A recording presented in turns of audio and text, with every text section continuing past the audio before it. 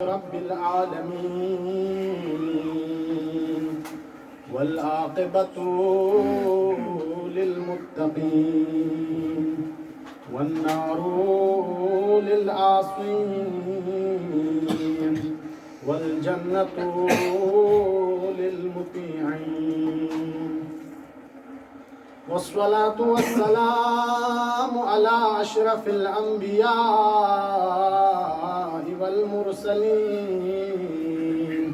خاتم النبيين محمد وعلى أهل بيته الطيبين الطاهرين المعصومين الذين أذهب الله عنهم الرجس أهل البيت ويطهرهم تطهيرا. اللهم صل على محمد ولعنة الدائمة على أعدائهم أجمعين من الآن إلى قيام يوم الدين. أما بعد، قال الإمام الصادق عليه السلام: من أحب أن يخفف الله عنه سكرات الموت فليكن لقرابته وصولا وبوالديه بارا، فإذا كان كذلك هون الله عليه سكرات الموت ولم يصبه في حياته فقر أبدا. تمام مومنین کی حاجت روائی کے لیے، تمام مریضوں کی شفایابی کے لیے، ہماری اس قلیل عبادت کی مقبولیت کے لیے، صاحب خانہ کی حاجت روائی کے لیے، جس مرحوم کے نام پہ یہ قرآن خوانی اور مجلس کا انعقاد کیا گیا ہے، اس مرحوم کی مغفرت کے لیے اور بلندی درجات کے لیے امام زمانہ علیہ السلام کی ظہور میں تعجیل کے لیے بآواز بلند صلوات. اللہم صلی علی محمد. سامعین محترم، علماء کرام، مناسب تو یہ تھا کہ آپ بزرگان میں سے، فضلاء میں سے، اساتذہ کرام میں سے کوئی زیر منبر ہو کر سامعین کو اپنے علم کے موتیوں سے مستفید فرماتے، لیکن الامر فوق الادب، صاحب خانہ کی طرف سے امر ہونے کی بنا پر آپ بزرگان کی خدمت میں حاضر ہوا ہوں. مختصراً اسی حدیث کے ذیل میں چند معروضات عرض کر کے آپ لوگوں سے اجازت چاہتا ہوں. صلوات پڑھیں محمد و آل محمد کی ذات پر. اللہم صلی علی محمد و آل محمد. مجلس ترحیم ہے. مجلس ترحیم کے بہت سارے فوائد اور ثمرات علماء کرام بیان کرتے ہیں، آپ لوگ سنتے آئے ہیں اور پڑھتے ہوئے آئے ہیں. بس مختصراً اشارہ کر رہا ہوں. اول، مجلس ترحیم کا فائدہ یہ ہے کہ جب ہم مجلس ترحیم منعقد کرنے بیٹھ جاتے ہیں یا کسی مرحوم کے نام پہ قرآن خوانی کرنے بیٹھ جاتے ہیں تو ہمارے ذہنوں میں یہ تبادر کر جاتا ہے، ہم اس بات کی طرف متوجہ ہوتے ہیں کہ جس طرح ہمارا یہ دوست، ہمارا یہ بھائی، ہمارا یہ بیٹا، ہمارا یہ فلان جس طرح پہلے محافل و مجالس میں شرکت کیا کرتا تھا، جس طرح پہلے قرآن خوانی میں شرکت کیا کرتا تھا، آج وہ ہم میں نہیں رہا. تو اس سے ہمارے ذہنوں میں یہ بات راسخ ہو جاتی ہے، ایک دن آنے والا ہے کہ ہمارے بھی نام پر مجلس و محافل ہوگا، ہمارے ہی نام پر بھی قرآن خوانی ہوگی، لیکن ہم اس میں نہیں رہیں گے. تو اس سے یہ نتیجہ نکلے گا، انسان آخرت کی تیاری کرنا شروع کر دے گا، انسان موت کی تیاری کرنا شروع کر دے گا. اور دوسرا ثمرہ یہ ہے کہ جب اس مجلس اور محفل میں، اس مجلس ترحیم میں سامعین کے لیے خطیب کی طرف سے کوئی ایسا جملہ مل جائے، کوئی ایسا نقطہ مل جائے جس پر عمل کرنے کی صورت میں سامعین کے لیے ثواب ملتا ہو، سامعین کے لیے اجر ملتا ہو، تو جب تک سامعین اس پر عمل کرتے رہیں گے، جب تک سامعین اس پر عمل پیرا ہوتے رہیں گے، اس وقت تک اس کا ثواب اس مرحوم کے لیے بھی ملتا رہتا ہے. کیوں؟ کیونکہ یہ مرحوم سبب بنا ہے، کیونکہ یہ مرحوم کی وجہ سے یہ مجلس ہوئی تھی. اس کی ہدایت کا سبب یہ مرحوم بن گیا، اس کے عمل کا ثواب یہ مرحوم بن گیا۔ تو یقیناً ان مجالس اور محافل کے مرحومین کے نام پر جس طریقے سے بھی محافل و مجالس کیا جائے بہت زیادہ ثواب اور اجر ہے۔ ایک روایت آپ برادران کی خدمت میں عرض کرنے کا شرف حاصل ہوا۔ شیخ عباس قمی نے کتاب منازل الآخرت میں آخرت کے منازل کو ذکر کرتے ہوئے انہوں نے سب سے پہلا جو منزل ذکر کیا ہے وہ سکرات الموت کا منزل ہے۔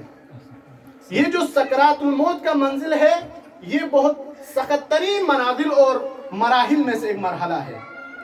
انسان کے لیے اس منزل کے آنے سے پہلے، اس مرحلے پہ وادار ہونے سے پہلے انسان کو تیاری کرنے کی ضرورت ہے۔ یہ منزل بہت سخت ترین منازل میں سے ایک ہے۔ جس طرح وحشت قبر ایک سخت ترین مرحلہ ہے، جس طرح حساب ایک سخت ترین مرحلہ ہے، جس طرح قیامت کا دن ایک سخت ترین مرحلہ ہے، منزل ہے، اسی طرح سکرات الموت کا منزل اگرچہ وہ اپنے اقارب کے درمیان میں بیٹھا ہوا ہے پھر بھی یہ سخت ترین مراحل میں سے ایک مرحلہ ہے۔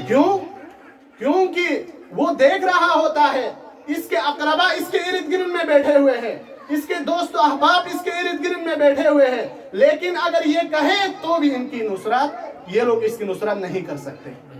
اور اسی طرح شیخ عباس قمی نے بیان کیا ہے، وہ دیکھ رہا ہوتا ہے کہ وہ اپنے اطفال کو، اپنے بال بچوں کو یتیم ہوتے ہوئے دیکھ رہا ہوتا ہے، اور اس طرف سے وہ خود اپنی مشکل اور سختی میں پھنسا ہوا ہے۔ ادھر سے بیماری کا درد ہے، ادھر سے روح کے قبض کرنے کا درد اور سختی اس کے اوپر لاگو ہو چکا ہوا ہے۔ اسی بنا پر انسان کے لیے تیاری کرنا چاہیے پہلے سے اس منزل کے لیے، اور اس طرف سے وہ دیکھ رہا ہوتا ہے کہ میں نے پوری عمر کو صرف کر کے یہ مال و جائیداد بنایا تھا، میں نے بینک و بیلنس کی تھی، میں نے یہ محلات تعمیر کیا تھا، میں نے اتنی گاڑیاں خریدی تھی، میں نے اتنے ثروت بنایا تھا، لیکن آج میں اس کو چھوڑ کے جا رہا ہوں۔ اس بنا پر یہ مرحلہ بہت سخت ترین مرحلہ ہے۔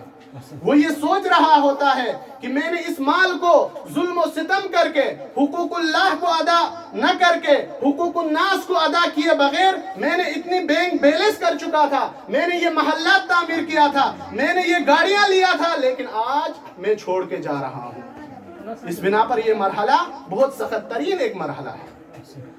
امیر المؤمنین علیہ السلام نہج البلاغہ کے خطبہ نمبر 109 میں انہی مراحل کی طرف اشارہ کرتے ہوئے فرماتے ہیں، انسان جب تک اس کی زندگی ہے، حیات ہے، اس وقت تک ان مراحل اور ان مشاکل کی طرف متوجہ نہیں ہوتا، لیکن جب یہ مرحلہ آتا ہے کہ وہ دیکھ رہا ہوتا ہے کہ اس کی روح قبض ہو رہی ہے تو اس وقت وہ تفکر کرتا ہے ہمن آئینہ یفنا عمرہ، کہ وہ یہ فکر کرتا ہے میں نے اپنی عمر کو کہاں پہ فنا کر دیا، میں نے اپنی عمر کو ان تمام مال و جائیداد بینک بیلنس کرنے کے لیے فنا کر دیا تھا، لیکن آج میرا کام نہیں آ رہا، میں ان کو چھوڑ کے جا رہا ہوں۔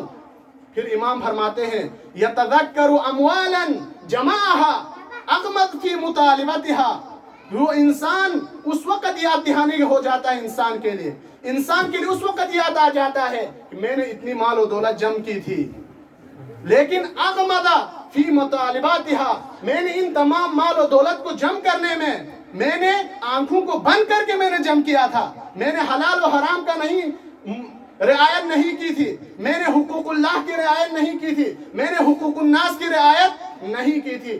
اس بنا پر وہ انسان ابھی جو ہے مشکل اور پریشانی میں مبتلا ہو جاتا ہے۔ پھر امام اسی خطبے میں فرماتے ہیں وہ دیکھ رہا ہوتا ہے میں نے اتنی مشقت اور زحمت اٹھا کے یہ بینک بیلنس کیا تھا، میں نے اتنے محلات تعمیر کی تھی، لیکن تبقى لمن وراءہ، آج یہ مال و دولت میرے ہاتھ سے نکل کے میرے بعد والوں کی طرف جا رہے ہیں، اور ینعمون فیہا، وہ عیش و عشرت کے ساتھ بغیر کسی مشکل کے، بغیر کسی پریشانی کے وہ آرام و راحت سے زندگی بسر کر رہے ہیں، لیکن اس مال و دولت کو جمع کرنے کے لیے میں نے اتنی زحمتیں اٹھائی تھی، مشکلات اور زحمات اور پریشانیاں مجھے برداشت کرنا پڑا تھا، لیکن آج یہ لوگ آسانی اور راحت کے ساتھ اس میں تصرف کر رہے ہیں۔ تو اس جہت سے بھی یہ مرحلہ بہت سخت ترین مراحل میں سے ایک ہے. صلوات پڑھیں محمد و آل محمد کی ذات.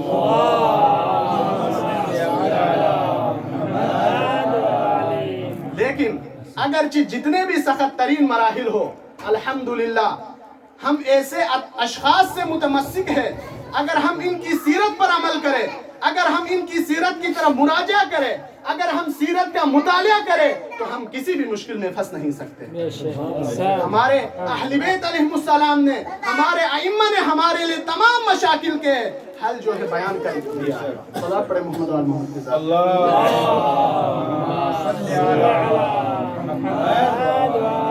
جیسے کہ اسی روایت میں امام صادق علیہ السلام ارشاد فرماتے ہیں، من اراد ان یخفف سکرات الموت، من اراد ان یخفف اللہ عنہ سکرات الموت. اگر کوئی انسان یہ ارادہ کرے کہ موت کے سکرات اس کے لیے آسان ہو جائے، موت کا جو مرحلہ ہے، قبض روح کا جو مرحلہ ہے وہ اس کے لیے آسان ہو جائے، تو اس کو کیا کرنا چاہیے؟ امام فرما رہے ہیں فَلْيَكُنْ بِأَقْرَبَائِهِ وُصُولًا. اس انسان کے لیے چاہیے اگر کوئی یہ ارادہ رکھتا ہے کہ سکرات الموت آسان ہو جائے تو صلہ رحمی قائم کرے. اگر کوئی انسان صلہ رحمی قائم کرتا ہے تو موت جتنا بھی مشکل ہو جائے وہ مشکل جو ہے اس کے لیے آسان ہو جاتی ہے. اور دوسرا وَبِوَالِدَيْهِ بَارًّا، والدین کے ساتھ نیکی کرے. اگر کوئی انسان والدین کے ساتھ نیکی کرے اور رشتہ داروں کے ساتھ صلہ رحمی قائم کرے تو امام فرماتے ہیں فَإِذَا كَانَ كَذَلِكَ، اگر کوئی انسان یہ دو کام کر لے تو حَوَّنَ اللَّهُ عَلَيْهِ سَكْرَاتِ الْمَوْتِ، اللہ اس کے لیے موت کے سکرات اور مشکلات کو آسان کر دیتا ہے. محمد وآل محمد صلوات.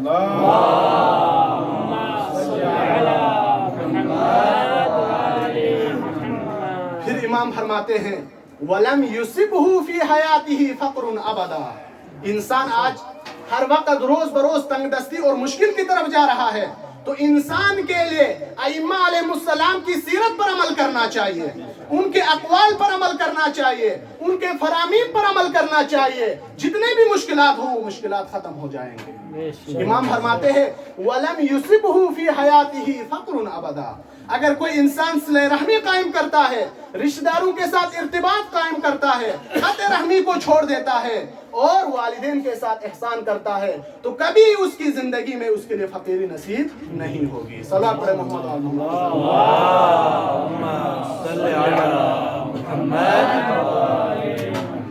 تو الحمدللہ اگر ہم میں سے کوئی ائمہ علیہ السلام کی سیرت کا مطالعہ کریں اور ان کے اقوال کی مطالعہ کرے اور ان کی سیرت اور اقوال پر عمل کرنے کی کوشش کرے تو ہمیں کوئی مرحلہ چاہے دنیا میں ہو چاہے آخرت میں ہو کوئی مشکل نہیں ہوگی. جیسے کہ ہمیں روایت میں ملتا ہے اگر کوئی انسان صلہ رحمی کرتا ہے، صلہ رحمی قائم کرتا ہے تو اس کی عمر طول ہو جاتی ہے. اگر وہ 3 دن کے بعد یا 30 دن کے بعد اگر اس کی موت واقع ہونے والی ہو، لیکن اگر وہ صلہ رحمی قائم کرتا ہے تو 30 دن کے اندر ٹل جاتا ہے. لیکن اس کے مقابلے میں قطع رحمی کر دیتا ہے، اگر 30 دن کے بعد 30 سال کے بعد اگر اس کی موت واقع ہونے والی ہو تو 30 دن میں یا 3 دن میں اس کی موت واقع ہو جاتی ہے. اور اسی طرح امیر المومنین علیہ السلام فرماتے ہیں کہ صلہ رحمی کے بارے میں، صلہ رحمی قائم کرنا کوئی مشکل کام نہیں ہے، لیکن آج کل ہم اور آپ نے صلہ رحمی کرنے کو مشکل بنا دیا ہے. آج بالخصوص یہ جو سیاست کے میدان میں اور آپ گھس گئے ہیں، جس کی بنا پر ان افراد کو ہم نے اپنا بت بنایا ہوا ہے، جس کی بنا پر نہ ہم اپنے والدین کی بات کو سننے کے لیے تیار ہے، نہ کسی خیش و اقربا کی بات کو سننے کے لیے تیار ہے، بلکہ وہ جو کہے اسی پہ عمل کریں گے. تو اس بنا پر ہم قطع رحمی کریں گے تو ہم دنیا میں بھی مشکلات اور پریشانیوں میں مبتلا ہوں گے، آخرت میں بھی مشکلات اور پریشانیوں میں مبتلا ہوں گے. امیر المؤمنین فرماتے ہیں صلوا ارحامکم ولو بالتسلیم، اگرچہ سلام کے ذریعے صلہ رحمی قائم کر لیجئے. اور اسی طرح امام رضا علیہ السلام فرماتے ہیں صل ارحامکم، صلہ رحمی قائم کر دیجئے ولو بشربۃ من الماء، اگرچہ پانی کا ایک قطرہ دے کے پانی پلا کے بھی آپ صلہ رحمی قائم کر دیجئے. اور ہمیں تاریخ میں ملتا ہے جنہوں نے والدین کے ساتھ احسان کیا، جنہوں نے والدین کے ساتھ اچھائی کرتے رہا اور والدین رشتہ داروں کے ساتھ صلہ رحمی قائم کرتے رہے، ان کے لیے موت کے وقت اور دنیا میں بھی کوئی مشکل پیش نہیں آیا۔ لیکن جنہوں نے والدین کو ناراض کر لیا تھا، جنہوں نے قطع رحمی کی تھی، ان کے لیے موت کے وقت طرح طرح کے مشکلات اور پریشانی میں مبتلا ہونا۔ جیسے کہ روایت میں ملتا ہے، امام پیغمبر اکرم صلی اللہ علیہ وآلہ وسلم اللهم صل على محمد وآل محمد، ایک جوان جان کنی کے حالت میں تھے، احتضار کے حالت میں تھے، اس کی عیادت کے لیے پیغمبر تشریف لے گئے۔ پیغمبر کون ہے؟ رحمت للعالمین ہے۔ پیغمبر گئے، جا کے دیکھا، پیغمبر نے اسے تعلیم دی، کہا کہ آپ لا الہ الا اللہ پڑھ لیجئے۔ اس جوان نے کافی کوشش کی لیکن نہیں پڑھ پا رہا تھا۔ دوسری مرتبہ پیغمبر نے ارشاد فرمایا نہیں۔ تیسری مرتبہ جب وہ نہیں پڑھ پا رہا تھا تو پیغمبر نے، ایک خاتون اس کے سرحانے پہ بیٹھی ہوئی تھی، اس سے سوال کیا کیا اس کی والدہ زندہ ہے؟ تو اس خاتون نے کہا جی میں اس کی والدہ ہوں۔ پیغمبر نے فرمایا کیا آپ دونوں کے درمیان میں ارتباط صحیح نہیں ہے؟ کیا آپ ایک دوسرے سے بات چیت نہیں کرتے؟ کیا آپ ایک دوسرے پہ ناراض ہیں؟ تو اس خاتون نے جواب دیا کئی مہینوں سے میں اور اس کے درمیان میں بات چیت نہیں ہو رہی ہے۔ تو پیغمبر نے فرمایا اگر آپ اس اپنے جوان بیٹے پہ راضی ہو جائے گی تو اس بیٹے کے لیے بخشش ہے، وإلا اس کے لیے بخشش نہیں ہے۔ تو اس خاتون نے کہا یا رسول اللہ آپ کی رضا کے خاطر میں اس جوان پہ راضی ہو رہی ہوں۔ جب یہ خاتون اس جوان پہ راضی ہو گئی تو پیغمبر نے اس سے سوال کیا فما ترا، ابھی آپ کیا دیکھ رہے ہیں؟ تو اس جوان نے کہا یا رسول اللہ میرے سامنے ایک قبیح شکل کا، ایک بدشکل جوان آیا ہوا تھا اور اس کے کپڑوں سے بدبو آ رہا تھا اور اس نے میرے گردن کو پکڑا ہوا تھا، جس کی بنا پر میں توحید اور لا الہ الا اللہ نہیں پڑھ پا رہا تھا۔ تو پیغمبر اکرم نے فرمایا آپ کہیں یا من یقبل الیسیر، یا من یقبل الیسیر وعفو، یا من یقبل الیسیر ویعفو عن الکثیر، اقبل منی الیسیر وعفو عن الکثیر انک انت الغفور الرحیم۔ آپ اس دعا کو پڑھ لیجئے۔ جب اس جوان نے یہ دعا پڑھ لیا تو بعد میں اس کے لیے تھوڑی سی آسانی ہو گئی۔ پھر پیغمبر نے ارشاد فرمایا ابھی آپ کیا دیکھ رہے ہیں؟ تو اس جوان نے کہا یا رسول اللہ وہ جو خبیث شکل کا جوان میرے سامنے بیٹھا ہوا تھا وہ مجھ سے دور ہو رہا ہے، ایک نورانی جوان میرے قریب ہو رہا ہے۔ پھر پیغمبر نے ارشاد فرمایا آپ اس دعا کو تکرار کر لیجئے۔ جب اس جوان نے تکرار کر لیا تو آسانی کے ساتھ اس کے روح جو ہے قبض ہو گئی۔ تو دیکھیں رحمت للعالمین اس کے جوار میں بیٹھے ہوئے ہیں، وہ پیغمبر کے صحابی ہے، ہوتے ہوئے اتنے برکات اور اتنے پیغمبر کی صحبت نصیب ہوتے ہوئے اس کی والدہ اس پہ ناراض ہونے کی وجہ سے روح قبض کرتے وقت وہ کلمہ توحید کو نہیں پڑھ سکتا۔ لیکن عزیزو میں اور آپ کے لیے تو اس سے بھی سخت مرحلہ ہے، نہ میں اور آپ کے لیے صحبت نصیب ہوئی ہے ائمہ کی، نہ پیغمبر کی، نہ میں اور آپ کے آخری وقت میں پیغمبر ہم اور آپ کے جوار میں آئیں گے۔ تو ہمارے لیے بھی اگر اس مصیبت والے وقت کو، اس مصیبت والے منزل کو، اس سخت منزل کو اگر ٹلنا چاہے تو والدین کے ساتھ احسان اور صلہ رحمی قائم کرنا۔ صلوات پڑھیں محمد وآل محمد۔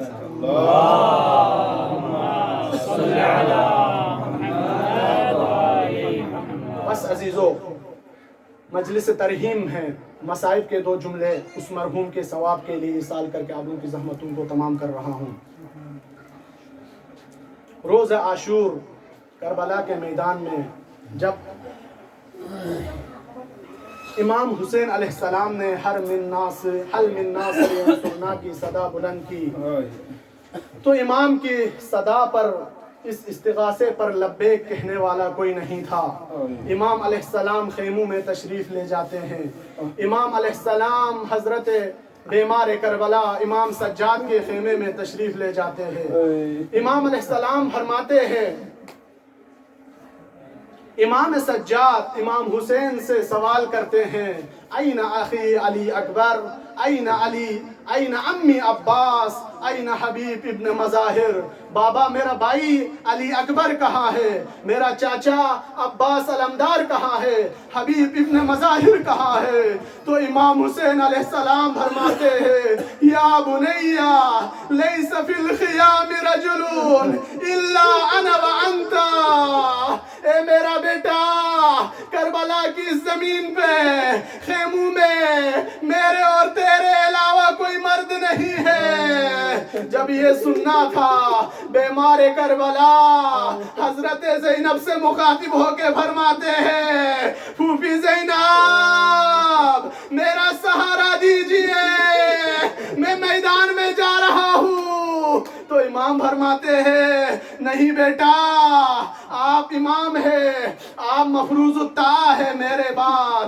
پھر امام فرماتے ہیں یا بنیا بلغ عنی السلام من شیعتی، اے میرا بیٹا میرے شیعوں کو میرا سلام کہہ دینا، اور ان کو یہ کہنا میرے بابا کو عالم غربت میں ظلم و ستم کے ساتھ شہید کیا۔ اجرکم علی اللہ، اجرکم علی الزہراء۔ عزیزو امام حسین علیہ السلام نے اہل خیام سے مخاطب ہو کے فرمایا یا زینبا یا ام کلثوم علیکن آخر السلام، یا زینبا ھذا آخر الاجتماع۔ امام فرماتے ہیں اے زینب، اے ام کلثوم، اے میری سکینہ، آپ لوگوں پر میرا آخری سلام ہو، ہمارا آخری وقت ہے۔ عزیزو امام علیہ السلام خیموں سے الوداع کر کے نکلتے ہیں، ذوالجناح پہ سوار ہوتے ہیں۔ جب ذوالجناح پہ سوار ہوتے ہیں تو امام علیہ السلام دیکھتے ہیں ذوالجناح آگے قدم نہیں بڑھا رہی، ذوالجناح آگے قدم نہیں بڑھا رہی۔ امام فرماتے ہیں ذوالجناح بس میں آخری زحمت آپ کو دے رہا ہوں، چلے جی قدم بڑھا لیجئے۔ عزیزو ذوالجناح قدم نہیں بڑھاتی بلکہ امام کی طرف سر اٹھاتی ہے اور سر جھکا کر اشارہ کرتی ہے۔ امام دیکھتا ہے 4 برس کی مظلوم بیٹی سکینہ نے ذوالجناح کے ٹانگوں کو پکڑ کر بیٹھی ہوئی ہے۔ امام علیہ السلام ذوالجناح سے نیچے تشریف لاتے ہیں، حضرت سکینہ کو پیار کرتے ہیں، حضرت سکینہ سے پیار کرتے ہیں، حضرت سکینہ کو اٹھا لیتے ہیں، حضرت سکینہ کو تسلی دیتے ہیں، اس کے بعد حضرت سکینہ سے بھی الوداع کرتے ہیں۔ عزیزو بس آخری روایات، امام محمد باقر علیہ السلام بھی کربلا کے میدان میں موجود تھے۔ امام علیہ السلام کربلا کے منظر دیکھ رہے تھے۔ امام فرماتے ہیں ہمارے جد امجد کو اس طریقے سے شہید کیا، اس طرف سے تیر برس رہے تھے، اس طرف سے پتھر برس رہے تھے، اس طرف سے عصا سے مار رہے تھے۔ الا لعنۃ اللہ علی القوم الظالمین وسيعلم الذين ظلموا أي منقلب ينقلبون۔ پاک پروردگارہ اس ذکر کا واسطہ حاضرین محفل کے جو بھی حوائج شرعیہ ہے روا فرما۔ پاک پروردگارہ صاحبان مجلس کے جو بھی حوائج شرعیہ ہے روا فرما۔ جس مرحوم کے نام پر یہ قرآن خوانی اور مجلس منعقد ہوئی ہے، پاک پروردگارہ مرحوم کے گناہان کبائر و صغائر کو مغفرت فرما۔ پاک پروردگارہ مرحوم کے درجات کو بلند فرما۔ پاک پروردگارہ ہمیں دنیا میں 12 امام 14 معصومین کی زیارت اور آخرت میں شفاعت نصیب فرما۔ پاک پروردگارہ ہمارے ماں باپ، ہمارے اساتذ، ہمارے خیش و اقارب سب کے گناہان کبائر و صغائر کو مغفرت فرما۔ پاک پروردگارہ امام زمانہ علیہ السلام کے اصحاب و انصار میں شامل ہونے کی توفیق عطا فرما۔ پاک پروردگارہ امام زمانہ علیہ السلام کی ظہور میں تعجیل فرما۔ آخر دعوانا الحمدللہ رب العالمین۔ الفاتحہ۔